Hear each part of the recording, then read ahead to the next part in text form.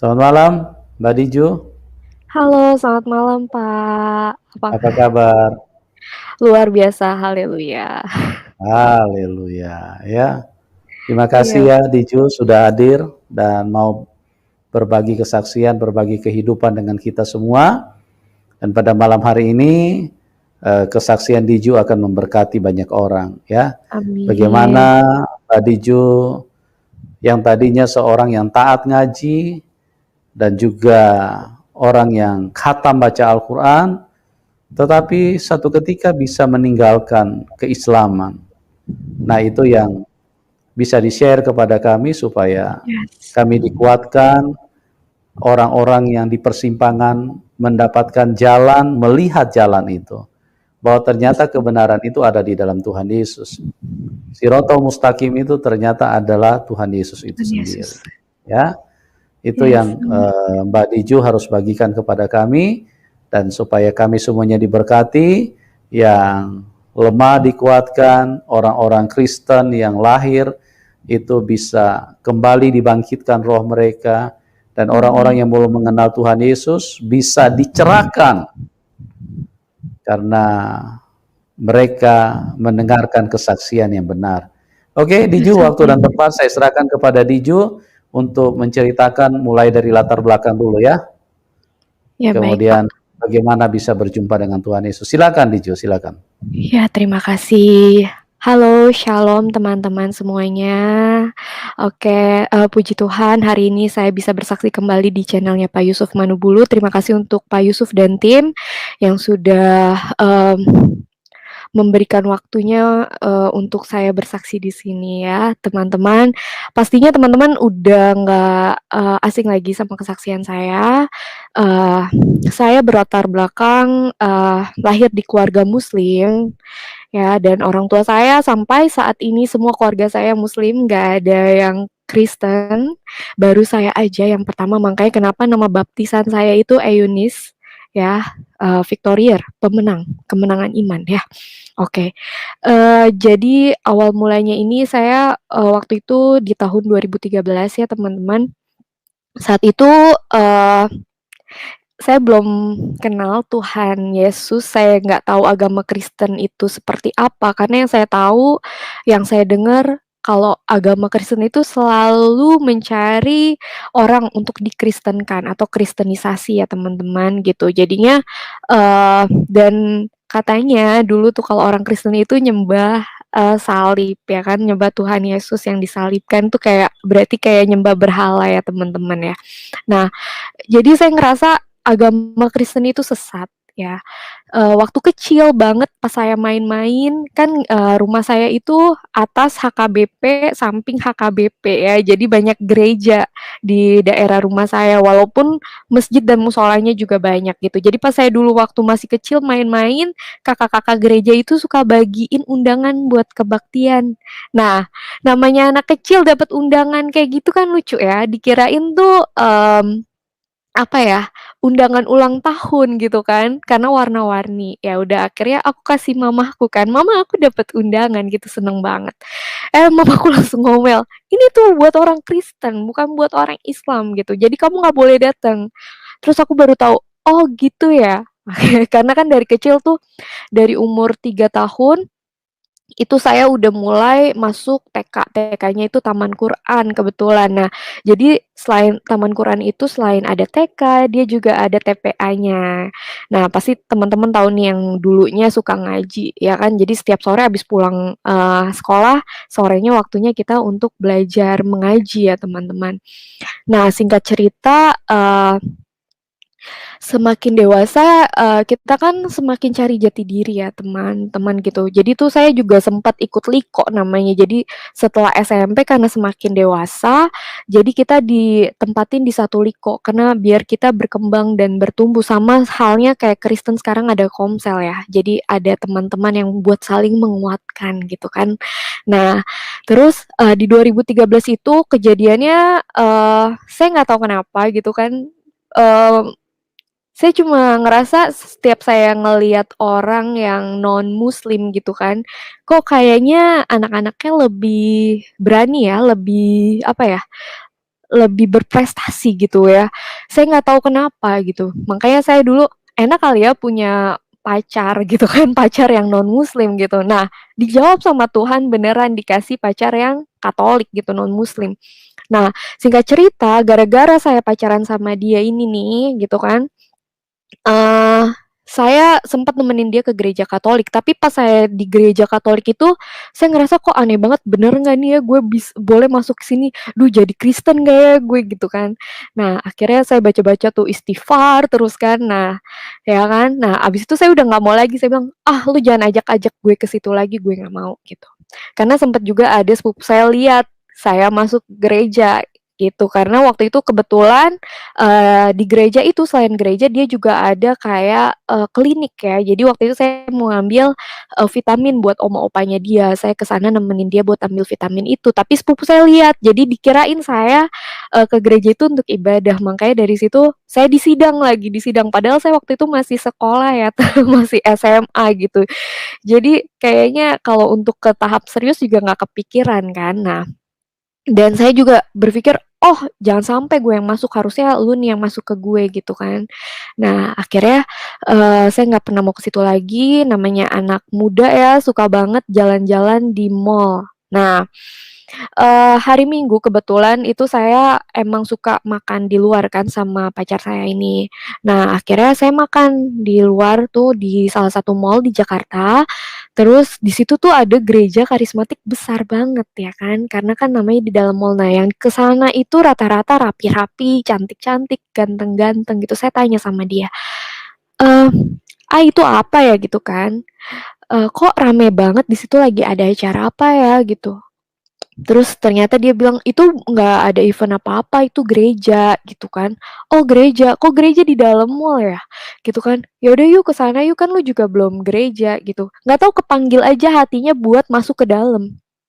Nah, kayak akhirnya kita masuk ke dalam dan ternyata di situ kan dapet, minyak urapan, terus dapet juga, hosti ya, terus habis itu juga anggur. Nah, itu dulu saya kayaknya megang itu tuh kayak, "Ini minyak apa ya? Minyak babi bukan ya?" Gitu kan, saya nggak tahu ya.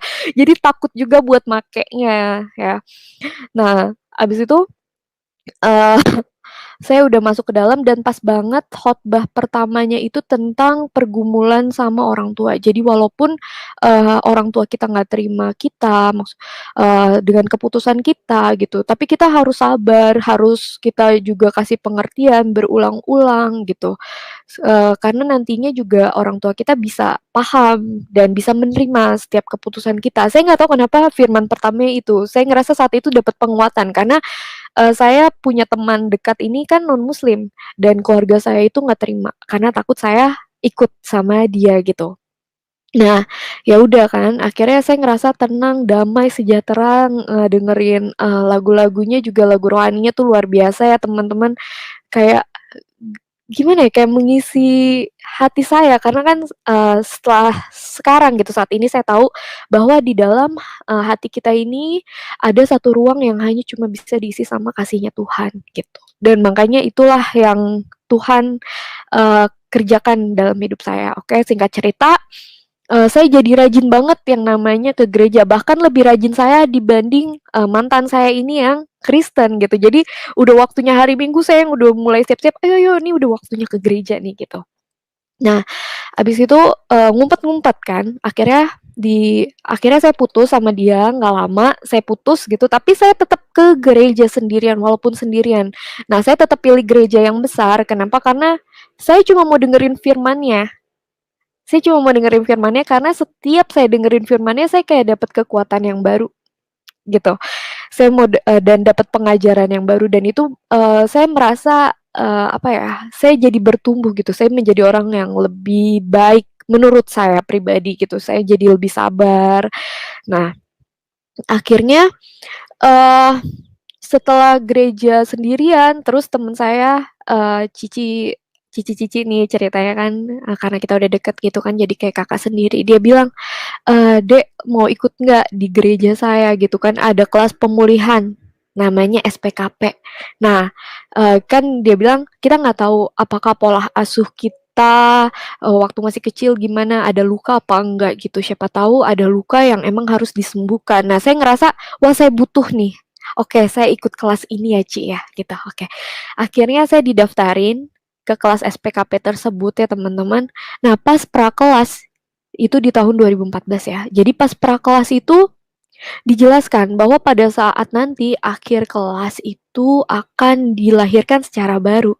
Nah, saya tanya lahir baru artinya apa? Ternyata dibaptis. Wah, di situ udah mulai pikiran saya udah kemana-mana gitu. Aduh, gimana nih? Gimana kalau saya dibaptis? Saya nggak mau jadi orang Kristen. Saya nggak mau jadi kafir. Saya nggak mau nih orang tua saya kenapa-napa. Kalau iya saya sembuh, tapi kalau saya jadi kafir, saya hidupnya jadi susah nanti karena Tuhan marah sama saya gimana gitu kan. Itu kan saya masih sekolah ya.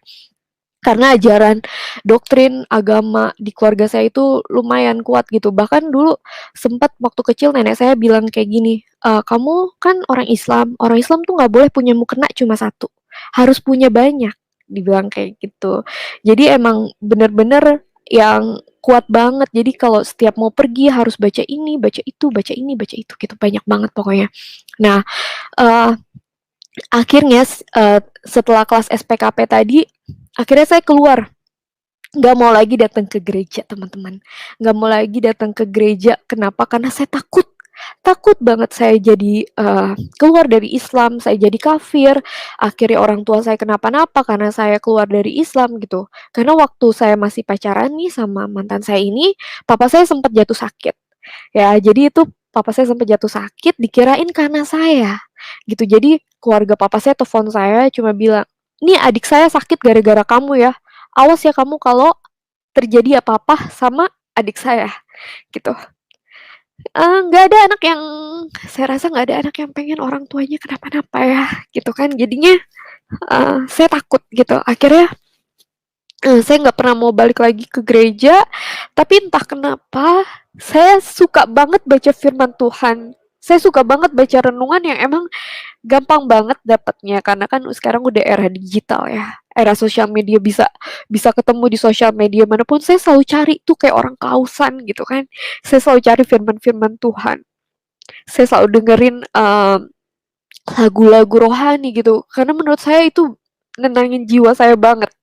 Nah, eee akhirnya, saya nggak pernah gereja, tapi saya tetap dengerin firman ya, teman-teman. Di situ saya ngerasa, kok gue Islam tapi gue ngerti lagu-lagunya orang Kristen, terus gue ngerti firman-firmannya, bahkan teman-teman, sampai teman-teman kuliah saya tuh, setelah saya berpindah ya, mereka baru bilang, "Lo tuh dulu ya Di," gitu kan, "lo tuh dulu ya Di kalau ngomong sama kita tuh selalu bawa-bawa firman." Mereka ngomong kayak gitu. Saya nggak sadar kalau ternyata memang, saya ngomongin firman sama mereka, gitu. Nah, akhirnya, eee, saya, pakai kerudung. Ya, di tahun 2018 saya pakai kerudung itu karena, eee, saya kan selalu dideketin sama orang yang non muslim gitu kan. Nah, kalau misalnya saya dideketin terus sama orang non-muslim, kapan saya seriusnya dan kapan mau diterima sama keluarga kan, karena kan beda iman, beda akidah ya teman-teman. Nggak mungkin orang tua kita mau terima dengan perbedaan agama, apalagi keluarga saya agamanya saklek banget gitu. Nah, eee, ngucapin Natal aja itu nggak boleh kalau sama mama saya. Nah, terus abis itu Mmm, akhirnya teman saya bilang, "Lo coba pakai kerudung deh Di," gitu kan, "biar jelas identitas lu tuh apa," gitu. Jadi saat nanti kalau ada cowok muslim yang deketin lo, ya dia tahu dia akan berlanjut ke tahap selanjutnya. Mungkin kalau sekarang, saat dia ngedeketin lu ya, dia ngerasa, "Oh kayaknya lu bukan muslim," jadi dia mundur gitu, nggak ngedeketin lo lagi lebih lanjut, dia bilang kayak gitu. Oh iya ya, masa sih gue mau pakai kerudung cuma gara-gara cowok? Nggak mungkin banget. Saya tuh nggak mau pakai atribut, keagamaan yang emang saya nggak ada di hati saya, gitu. Jadi itu udah jadi prinsip saya mau berkerudung saat saya memang sudah mau belajar memperbaiki diri saya lebih lagi gitu. Saya mau menurut apa katanya, apa perintah-perintah agama saya gitu. Kayak akhirnya saya cari tahu, kewajiban, wanita pakai kerudung gitu, ternyata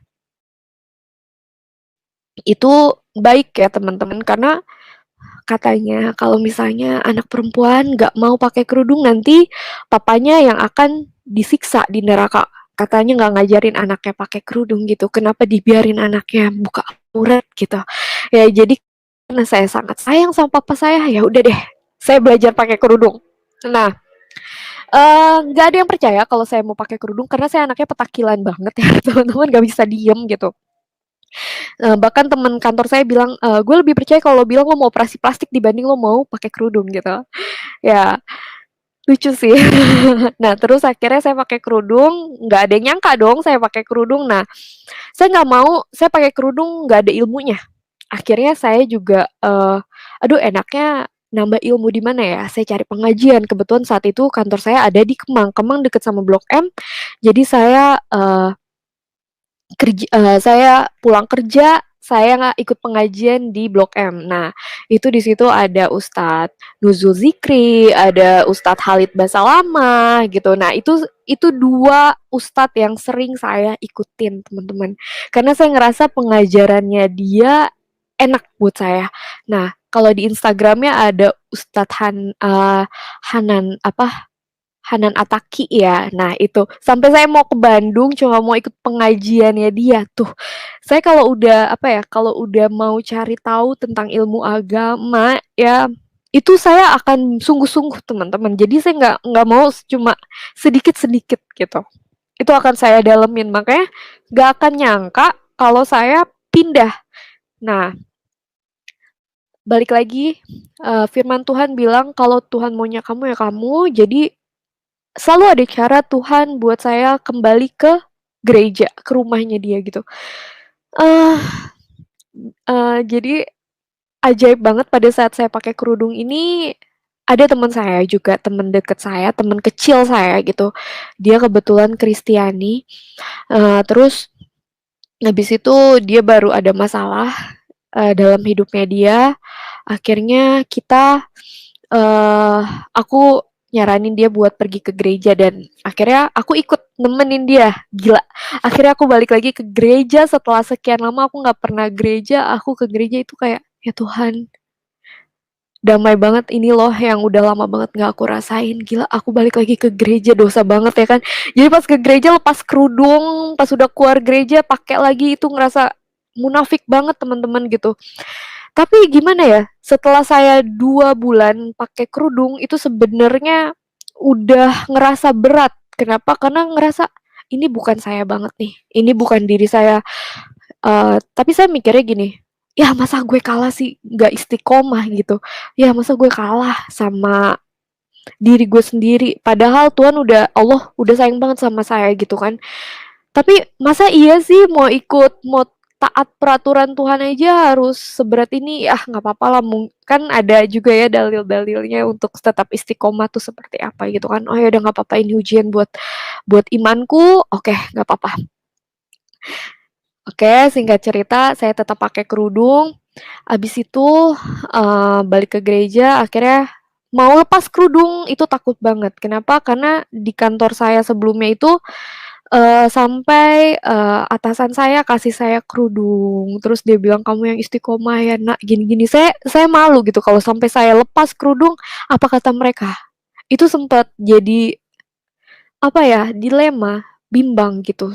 Nah, saya juga cerita sama teman kantor saya dulu, karena saya keluar dari kantor saya sebelumnya itu ke kantor saya yang sekarang, karena saat saya berkerudung ini dibilang pekerjaan saya yang lama itu riba.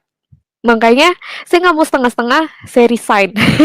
Saya resign padahal di situ udah dibilang enak ya enak gitu ya teman-teman, udah jadi orang kepercayaan, mau meeting apa-apa tinggal saya yang jalan. Ya udah pokoknya udah oke banget lah kalau untuk mau punya karir mah udah enak gitu. Tapi balik lagi saya mau mengorbankan karir saya, demi saya ikut Tuhan saya waktu itu.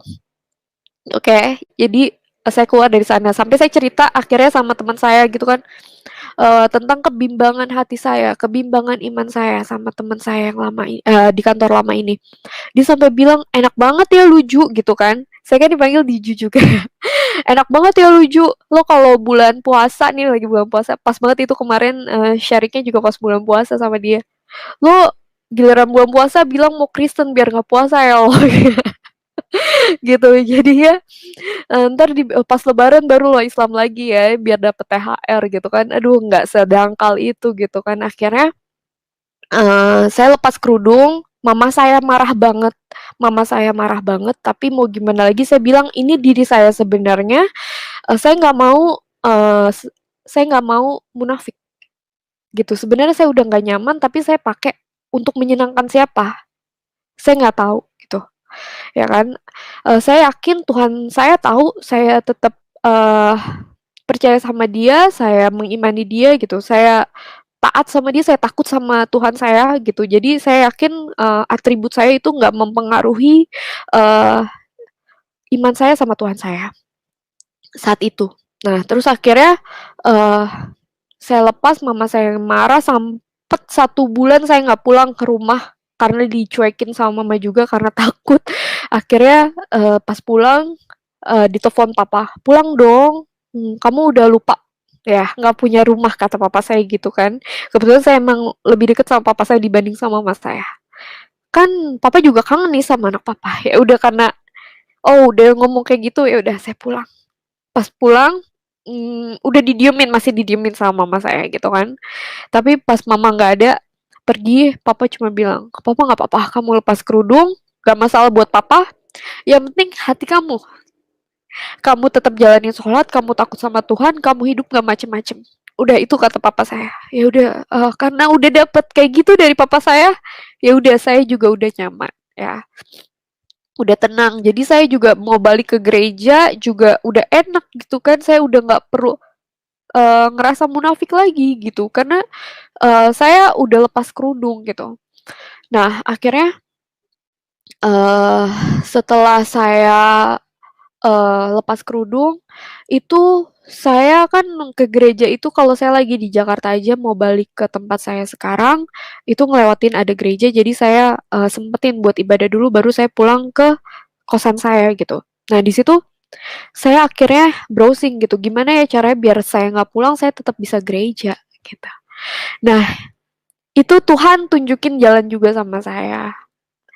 Nah Tuhan tunjukin jalan sama saya, akhirnya saya ada di gereja saya sekarang ini. Nah, eee, akhirnya saya juga putusin buat ikut Tuhan Yesus itu pas tahun 2019 Desember itu, saya kayak orang depresi teman-teman. Jadi dari awal Desember, itu saya kayak galau banget, padahal nggak ada masalah apa-apa, saya ngerasa hidup saya sepi banget, putus asa banget, pokoknya kering kering banget gitu, kayak orang udah nggak ada harapan hidup gitu. Jadi ke kantor pun nggak ada senyum-senyumnya, sampai supervisor saya bilang, "Kamu tuh kalau pagi senyum kek," gitu kan. Muka tuh ditekuk aja sampai kayak gitu supervisor saya nggak tahu, saya nggak ada damai sejahtera karena setiap jam 2 pagi itu saya pasti kebangun dan saya ngerasa saya sendirian. Saya nggak pernah ngeluh anaknya sampai saya teleponin mama saya bilang, "Aku nggak tahu kenapa kayak gini, aku sendirian," gitu kan, "aku mau pulang," gitu kan. Terus kata mama saya, "Ya udah, kamu pulang aja, mama masih bisa kok kasih makan kamu," gitu, "keluar aja dari kantor," gitu. Nah, seandainya saat itu saya nyerah sama hidup saya gitu, mungkin sekarang saya pengangguran dan saya nggak jelas hidup saya gitu, tapi karena dari kecil saya udah hidupnya berjuang gitu ya, Kak, karena kan papa saya juga kena PHK dulu waktu tahun 98 ya, papa kena PHK, dari yang hidupnya baik-baik aja jadi mulai apa ya, mulai, sederhana ya teman-teman gitu. Jadi yang tadinya kemana-mana gampang, tapi sekarang kayak mau jajan aja tuh saya mikir. Nah, saya kan anaknya emang sensitif banget dan perasa gitu, jadinya tuh udah cengeng banget ya. Nah, jadi saya nggak mau, ngeberatin papa mama saya, jadi saya nggak pernah, eee, ngeluh gitu. Bahkan saya dapat kerjaan pun itu saya nggak pernah, eee, bilang sama papa mama saya. Mereka taunya pada saat saya udah, dapat kerjaan aja. Bahkan saya lulus kuliah pun, saya sidang pun, itu saya nggak bilang. gitu. Mereka taunya pas saya udah lulus. Jadi mama papa saya tuh tahu pas udah dapat undangan saya wisuda. Nah, karena kebetulan puji Tuhan ya dapat beasiswa juga, kuliah gitu. Jadinya nggak terlalu ngeberatin orang tua, puji Tuhan.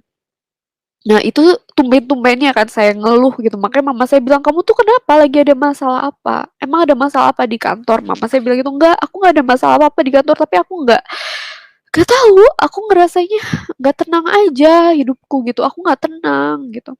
"Ya udah pulang aja, kalau emang nggak kuat lagi, ya udah pulang," gitu. Cuma saya nggak mau, saya ngerasa, "Aduh cemen banget sih, masa kayak gini aja gue kalah," ya kan.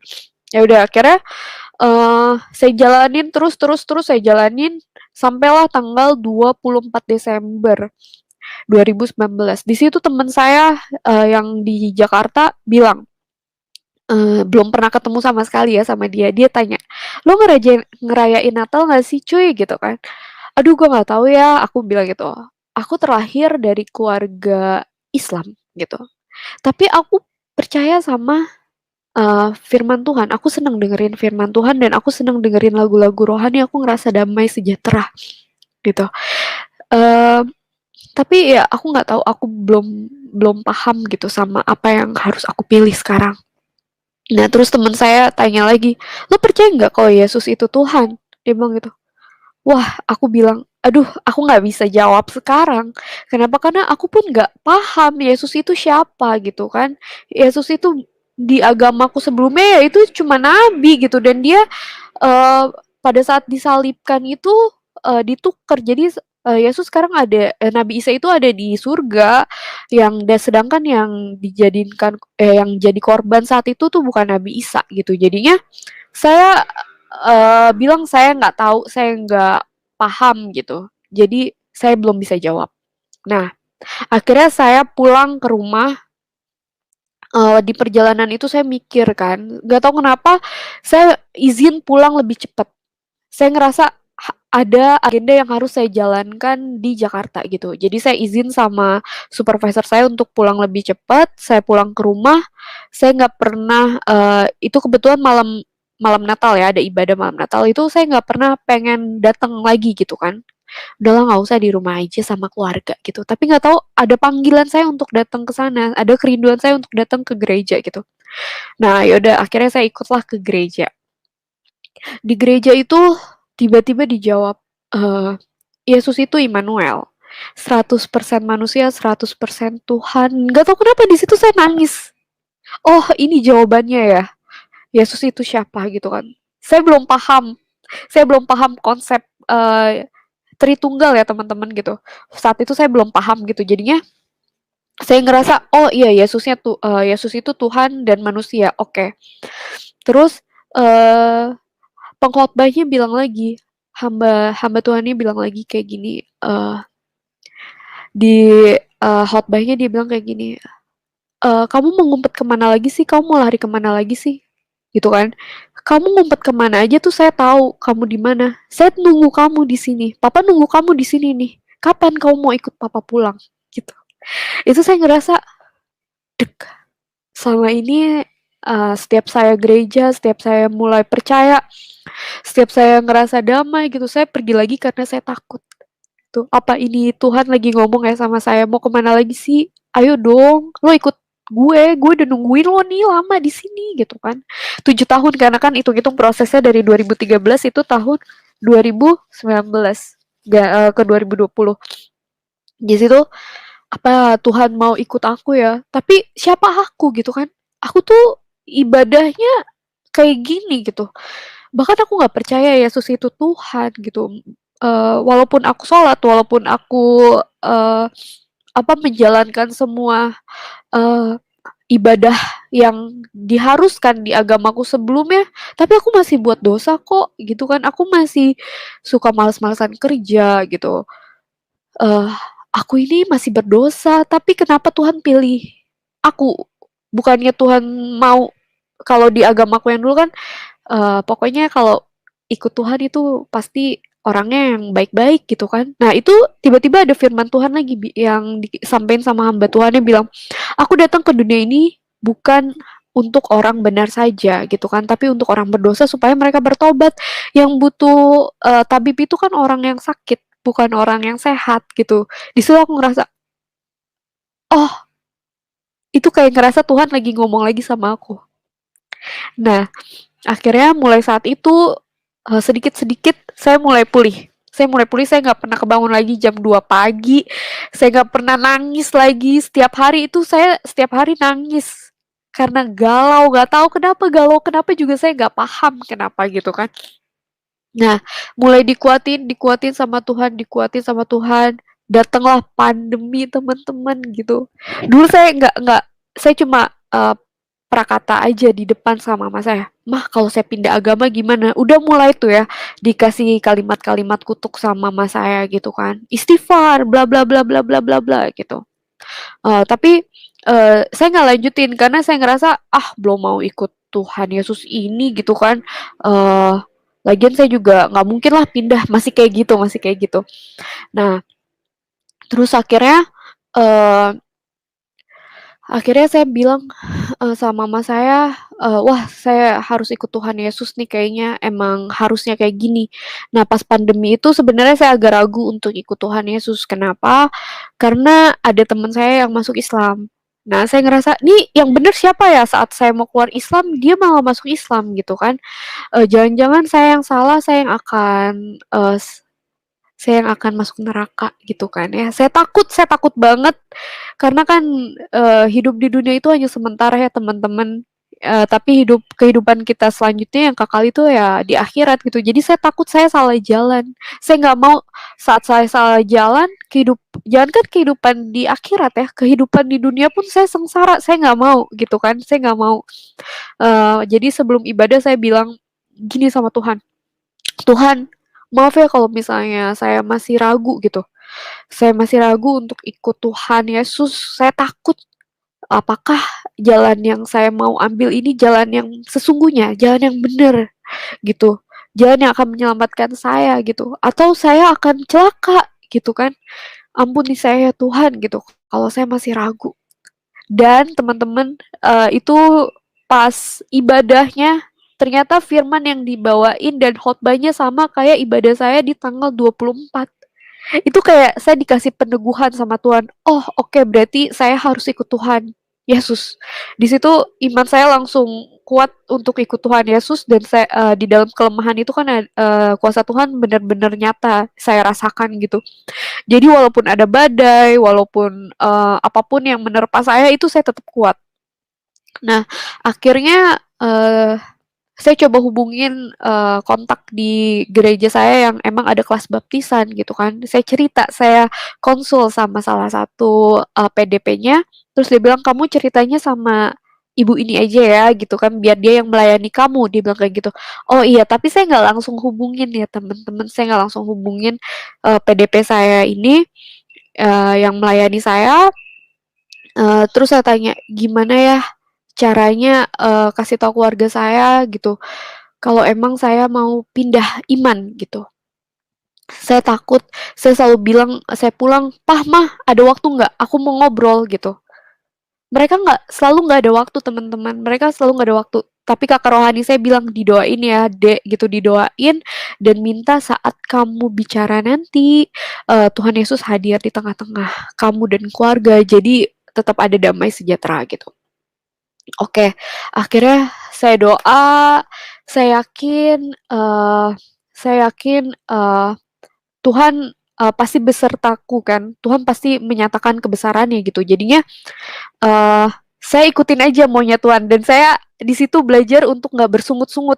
Selama saya proses ini, saya belajar untuk tidak bersungut-sungut. Nah, akhirnya, eee, Tuhan tahu banget saya kebingungan untuk menyampaikan, apa ya, keimanan saya yang saat ini, dia bantu saya, gitu. Jadi pada saat, saya bingung, akhirnya ada suara. Dia bilang kayak gini, "Coba mulai dari adik kamu yang laki-laki," gitu. Kok mulai dari adik saya yang laki-laki ya? Logikaku main gitu. Oh, oke, nggak apa-apa. Aku yakin dia bisa menerima keputusanku, terus juga dia anak laki-laki, di mana kalau di Islam itu anak laki-laki itu, eee, ini ya, sangat bertanggung jawab, punya tanggung jawab lebih untuk keluarga. Bahkan saat dia menikah pun, kakaknya, ibunya adalah tanggung jawab dia. Jadi saya rasa saat dia bisa menerima saya, apapun nanti kejadiannya di rumah, saya nggak dapat informasi dari mama saya bisa dapat informasi dari adik saya, sehingga kalau ada apa-apa saya masih bisa bantu keluarga saya, gitu. Oke, akhirnya saya ngobrol sama dia pelan-pelan banget. Terus dia sempet marah, "Apa-apaan nih?" Gitu kan, "Lu yang bener aja, jangan cari masalah deh," gitu kan, "Lu kan udah gede, bla bla bla bla bla bla," gitu. Terus saya cuma bilang, eee, "Lu nggak bakal paham, lu nggak bakal ngerti kalau gue jelasin. Ini pengalaman pribadi gue sama Tuhan," gitu kan. "Kalau lu nggak ngalamin Tuhan, apa yang gue omongin nggak akan masuk, gitu, dan lo pasti menyangkal. Jadi buat apa gue jelasin sama lu?" Ya udah, akhirnya dia bilang, "Oh ya udah, oke, gue tetep nggak terima, tapi ini hidup lo, pilihan lo. Yang penting lo jangan bikin malu keluarga, terus juga lo hidup bener." Oh ya udah, oke. Dari dia selesai, terus habis itu, oke, terus ke siapa lagi ya Tuhan gitu kan, aku gimana ya ngomongnya gitu. Akhirnya dia bilang, "Ya udah, sekarang ngomong deh ke papa kamu," gitu. Nah, ngomongnya nggak secara langsung, tapi lewat telepon. Kenapa? Karena papa saya saat itu lagi di luar kota di tempat kakak saya, di daerah Jawa Barat. Saya telepon papa saya, "Pa, aku boleh ngobrol nggak, Pa?" Gitu. "Iya, boleh. Kenapa?" "Eh, Pa, aku mau keluar dari Islam," gitu. "Aku mau jadi orang Kristen, Pa." Gitu kan ya. Terus papa saya coba bilang, "Ini yang papa takutin," gitu. Mungkin papa saya udah feeling ya, udah feeling, "Ini yang papa takutin." Dan ternyata kejadian dia bilang kayak gitu, papa saya bilang gitu, "Papa nggak," terus sama papa, "Jangan marah ya, Pa," gitu. Terus papa saya bilang, "Papa nggak marah, papa cuma sedih. Papa nggak tahu nanti mau ngomong apa sama nenek, sama kakek kamu," gitu. "Kalau papa ketemu di akhirat nanti, kenapa cucu gue kok keluar dari Islam? Kenapa cucu gue kok jadi orang kafir?" Gitu kan. Sedangkan, keluarga saya, lumayan terkenal keislamannya di lingkungan rumah saya, gitu.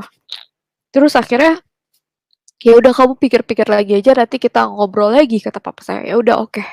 Ya udah kan, itu saya udah mulai ikut kelas baptisan ya teman-teman. Itu waktunya udah deket, di mana saya harus dibaptis. Nah akhirnya, terakhir nih tinggal ngomong ke mama kan, karena menurut saya yang paling penting adalah keluarga inti saya tahu dulu. Keluarga besar saya tahu belakangan juga nggak masalah gitu, karena kan yang penting keluarga inti saya tahu apa yang menjadi keputusan saya, gitu. Akhirnya, soalnya saya bilang sama kakak rohani saya gini, "Saya nggak mau dibaptis sampai keluarga saya tahu iman saya yang sesungguhnya. Walaupun nanti saya dapat penolakan, seenggaknya keluarga saya tahu iman saya." Jadi, di rumah saat saya di rumah gitu, mereka nggak nyuruh saya sholat lagi. Saya juga berat rasanya saat saya disuruh sholat, tapi hati saya nggak di situ, gitu. Saya nggak menyembah Tuhan yang sama saat mereka ngobrol, bercandain tentang agama Kristen gitu. Saya nggak saya apa ya, hati saya sakit juga gitu kan, hati saya sakit juga kalau dibilang Tuhannya digantung lah, Tuhannya ya itulah gitu kan. Ya tahu sendiri lah ya teman-teman gitu. Jadi, akhirnya pas waktunya udah deket, tiba-tiba, pada saat saya mau ketemu untuk konsultasi nih sama, PDP yang melayani saya, mama saya telepon subuh-subuh biasa, mama saya tuh selalu ngingetin saya belakangan ini gitu. Pas saya mau, masuk, apa namanya, dibaptis itu mama saya selalu ingetin saya, sholat tahajud, ya kan, sholat subuh udah belum gitu. Saya cuma bilang, "Iya udah," ya udah gitu, padahal saya nggak sholat lagi. Nah, akhirnya mama saya bilang, "Sholat Nak," gitu-gitu kan. Nah, terus aku telepon dong, "Mah, aku minta maaf sebelumnya, Mah. Eh, aku mau pindah agama," aku bilang kayak gitu, "aku mau pindah keyakinan, Mah. Aku udah gak percaya sama keimananku yang sekarang," gitu. Terus, eh mama saya bilang, "Iya, Mama udah tahu. Ajaib gak sih? Ajaib kan ya? Ternyata Tuhan bekerja melalui mimpi ke mama saya gitu. Mama udah tahu, mama mimpi kamu mau nyebrang jembatan, di bawahnya tuh ada duri. Kamu mama panggil-panggil, gak nengok-nengok gitu kan sampai mama pelukin kamu gak nengok-nengok ke mama gitu. Kamu jalan aja terus. Nah, itu jembatannya mau patah. Mama takut, nak, kamu gak selamat. Sholat ya, nak, gitu kan, sholat ya. Gitu, istighfar yang banyak gitu, istighfar. Itu setan yang lagi ada di kepala kamu gitu ya. Ah, ya udah. Akhirnya aku agak takut juga ya, karena orang tua udah ngomong kayak gitu, aku takut. Akhirnya aku konsultasi lah. Kok mamaku mimpinya kayak gini ya? Ada duri di bawahnya, jajan aku masuk neraka gitu kan. Kan tahu sendiri neraka kan di gambarinnya ada duri, terus habis itu penuh nanah lah, apa segala macam itu serem banget kan, panas, api-api semua. Nah, akhirnya saya cerita sama kakak rohani saya bilang, jangan takut, bawa dalam doa aja gitu kan. Eh, Jembatan itu mengibaratkan orang yang akan berpindah dari satu tempat ke tempat lain. Kamu akan berpindah dari iman yang mati ke iman yang hidup. Ya kan? Terang dan gelap itu nggak bisa bersatu. Makanya kenapa jembatan itu harus patah. Kata kakak saya gitu. Dan kenapa ada duri? Ya karena apa yang kamu pilih menjadi duri untuk keluarga kamu. Nah, kakak rohani saya bilang kayak gitu. Akhirnya di situ saya udah mulai tentram ya teman-teman. Oh ya, semoga saya percayalah kalau memang saya ikut Tuhan, pasti apapun itu saya bisa lewatin ini dan saya nggak jadi orang yang celaka gitu. Oke, saya bawa dalam doa terus, terus, terus, terus. Nah, terus kan banyak intimidasi juga ya, nggak cuma dari keluarga inti, dari teman-teman kantor, dari teman-teman sekitar, terus juga teman-teman sekolah gitu kan, teman-teman main, dari keluarga yang lain juga sempet telepon-teleponin sampai saya menghindar, avoid gitu. Karena saya ngerasa jangan sekarang gitu. Mungkin kalau sekarang saya ladenin yang ada akhirnya ada perpecahan besar, yang ada saya tidak menghargai mereka sebagai orang yang lebih tua, tidak menghormati mereka sebagai orang yang lebih tua. Makanya saya mencoba untuk mundur dulu. Saya calm down dulu, saya belajar apapun yang emang mereka tanyakan kepada saya. Karena kan namanya juga Kristen mula-mula gitu kan, masih bingung gitu dengan iman Kristen apa sih gitu kan, dengan pertanyaan di mana Yesus bilang kalau saya Tuhan. Ya aku juga belum baca Alkitab sepenuhnya, jadi juga nggak tahu gitu kan, saya juga nggak paham gitu. Tapi teman-teman, setiap pertanyaan dari keluarga saya itu benar-benar dijawab dalam firman Tuhan. Saat saya mencari itu benar-benar muncul gitu. Benar-benar dikasih jawaban, dan menurut saya itu cara Tuhan bicara sama saya gitu ya. Jadi mama saya kan ngutukin saya juga gitu kan. Akhirnya pas saya buka Alkitab di handphone gitu, muncul langsung ayatnya, segala yang jahat itu datangnya bukan dari Tuhan tapi dari iblis gitu kan, dari si jahat gitu. Jadinya saya nggak takut lagi. Nah, terus saat saya ada perpecahan dalam keluarga saya gitu, kayak Tuhan bilang saya harus menghormati orang tua saya supaya panjang umur saya gitu.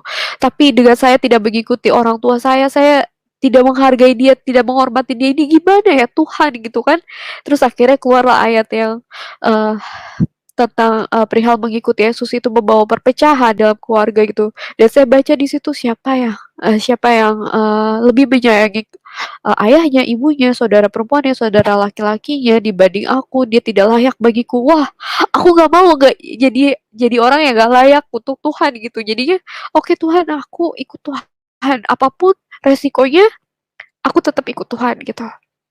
Jadi ya udah, akhirnya saya dibaptis tanggal 8 September 2020. Saya baru baptisan teman-teman, puji Tuhan. Itu rasanya luar biasa banget sampai sekarang, walaupun saya belum bisa pulang sampai apa ya, sampai papa saya datengin saya cuma buat kopi bareng, karena kan mama saya masih marah sama saya gitu. Jadi ya saya puji Tuhan, maksudnya papa saya sampai bilang sebenarnya secara agama gitu, karena kita udah gak satu akidah, kita udah gak punya hubungan. hubungan kita udah keputus gitu, kita udah orang lain. Bahkan kalau saya meninggal, kamu nggak boleh sentuh mayat saya gitu, karena apa sih, najis ya teman-teman, najis gitu. Tapi papa saya bilang, tapi papa manusia biasa, papa nggak bisa nggak bilang kamu anak papa gitu kan. Jadi ya papa saya masih sayang banget, bahkan dia bilang bahkan saat kamu lahir ke dunia ini gitu, papa masih berasa keribetan kayak gitu. Jadi wajar ya kalau mama marah sama kamu karena emang sakit banget, prosesnya lama banget buat melahirkan kamu itu banyak banget uh, proses yang harus dijalani mama kamu, karena mama saya tuh pas ngelahirin saya tuh dari malam sampai malam lagi saya baru keluar sampai pendarahan gitu kan. Ya udah, dan saya yakin orang tua saya memberikan saya nama dia Juanita itu juga nggak kebetulan, karena mama saya ngerasa Juanita itu karena saya lahir di bulan Juni ya teman-teman. Jadi dikira itu Juanita adalah Juni, tapi setelah saya cari tahu artinya ternyata itu apa ya, anugerah dari Tuhan gitu, dan dia itu kan penerang. Jadi mungkin memang saya lahir di keluarga saya untuk menjadi penerang untuk keluarga saya dan sekitar, kayak gitu. Ya, mungkin segitu dulu aja kali ya kesaksian, mungkin nanti kalau mau tanya-tanya boleh. Oke, Pak Yusuf.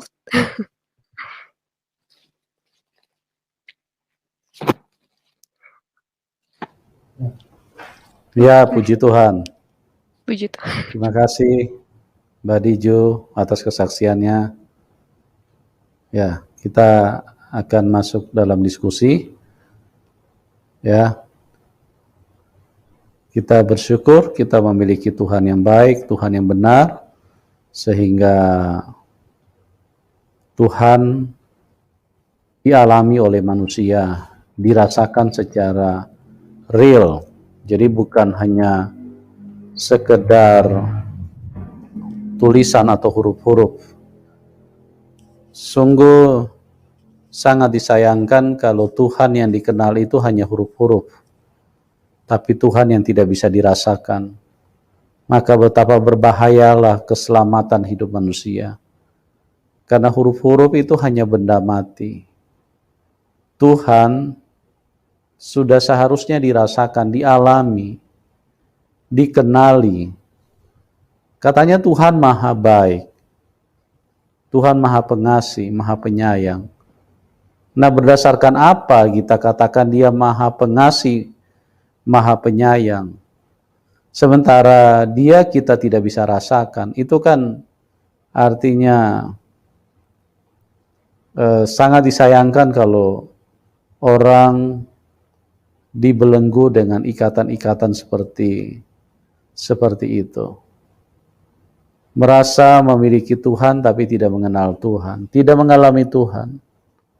Kalau di dalam kekristenan nyata, Mbak Diju adalah salah satunya juga yang mengalami kuasa Tuhan, kasih Tuhan, dan itu bukan karena pengaruh atau cerita dari orang lain atau dikhotbahkan, tapi kuasa Tuhanlah yang mengubahkan narasumber ini.